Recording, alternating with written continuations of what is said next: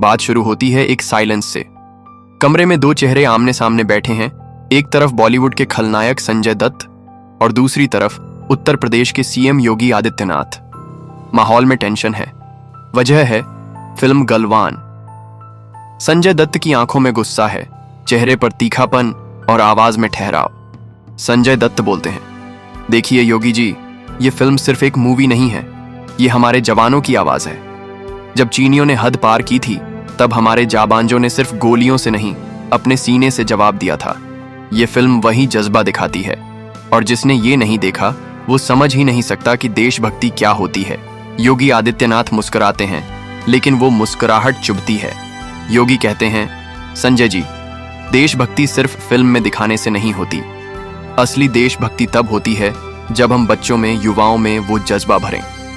और ये फिल्म, हाँ, ये फिल्म जज्बा देती है, लेकिन आप जिस तरह इसके पीछे चिल्ला रहे हैं, क्या आप समझते हैं इस देश को सिर्फ एक स्क्रिप्ट से संभाला जा सकता है?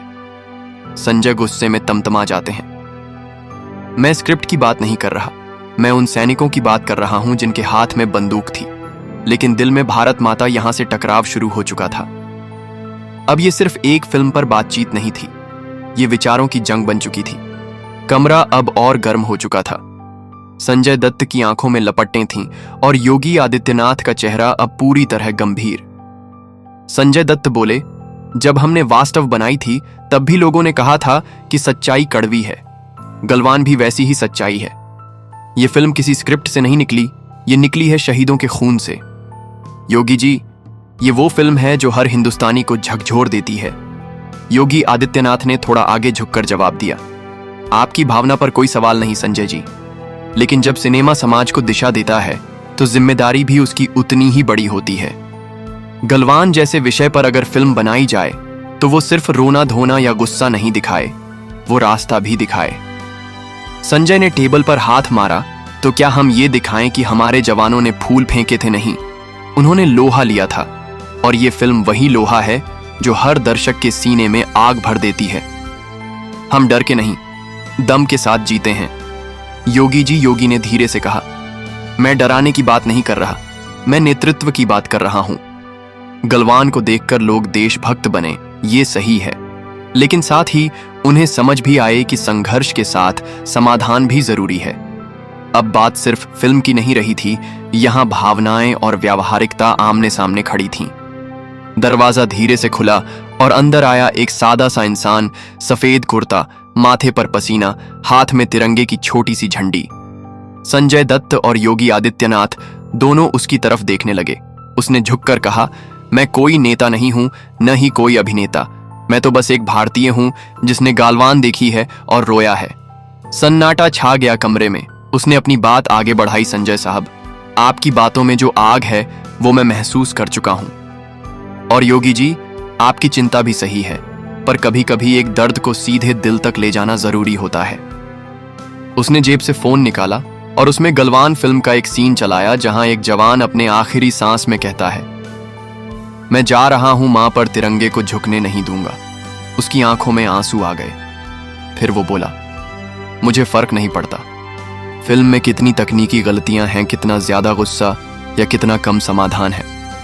मुझे फर्क इस बात से पड़ा कि पहली बार मैं थिएटर में चुप नहीं बैठा, मैं खड़ा हुआ और सलाम किया। संजय दत्त का चेहरा नरम हुआ, योगी आदित्यनाथ की आंखें नम हो गईं। अब बहस नहीं रही, बस एक एहसास बाकी था। कमरे में एक अजीब सी खामोशी थी। वो आम आदमी जा चुका था, लेकिन उसके शब्द दीवारों से टकराकर गूंज रहे थे। संजय दत्त चुपचाप खड़े थे, आंखों में वो चमक जो एक सच्चे सिपाही की कुर्बानी को देखकर आती है। उन्होंने धीरे से कहा, अब समझ आया कि ये फिल्म सिर्फ एक स्क्रिप्ट नहीं, ये एक जिंदा दस्तावेज है। योगी आदित्यनाथ ने उनके कंधे पर हाथ रखा और बोले, मैं हमेशा सच्चाई और देशभक्ति के साथ खड़ा रहा हूं, लेकिन आज मैंने महसूस किया कि सिनेमा भी कभी कभी जमीनी हकीकत से बड़ा संदेश दे सकता है। दोनों पहली बार एक जैसे दिखे, अलग विचार, अलग मंच, लेकिन दिल एकदम एक। फिर दोनों ने साथ में स्क्रीन की तरफ देखा और बोले, ये फिल्म सिर्फ जवानों की कहानी नहीं है, ये हर उस इंसान की आवाज है जो देश के लिए जीता है और मरता भी है। वो क्षण ऐतिहासिक था दो दुश्मन जैसे नजर आने वाले लोग अब एक जैसे देशभक्त थे। गलवान ने सिर्फ दर्शकों को नहीं बदला, बल्कि वो सोच भी बदल दी जो कभी एक दूसरे को सुनने को तैयार नहीं थी। थिएटर के बाहर भीड़ उमड़ी पड़ी थी। कैमरे, मीडिया, फैंस, सबकी नजरें एक ही दिशा में थीं। सामने से एक साथ निकले संजय दत्त और योगी आदित्यनाथ। न कोई गुस्सा, न तकरार। इस बार दोनों के चेहरे पर था बस एक ही जज्बा, देश का गर्व। संजय दत्त ने माइक थामा और कहा, गलवान सिर्फ एक फिल्म नहीं, ये हर हिंदुस्तानी का आईना है। मैं सलाम करता हूं उन जवानों को जिनकी वजह से हम आज सांस ले पा रहे हैं। फिर योगी आदित्यनाथ ने आगे बढ़कर वही माइक लिया और बोले, मैं विरोध करता हूं बेकार की फिल्मों का, लेकिन जब ऐसी फिल्म आती है जो देश की मिट्टी की खुशबू लाती है तो मैं सबसे पहले खड़ा होकर सलाम करता हूं। फिर दोनों ने डायरेक्टर को मंच पर बुलाया, हाथ मिलाया, झुके और पूरी टीम को दिया स्टैंडिंग ओवेशन। फिल्म के लीड एक्टर की आंखें भर आईं।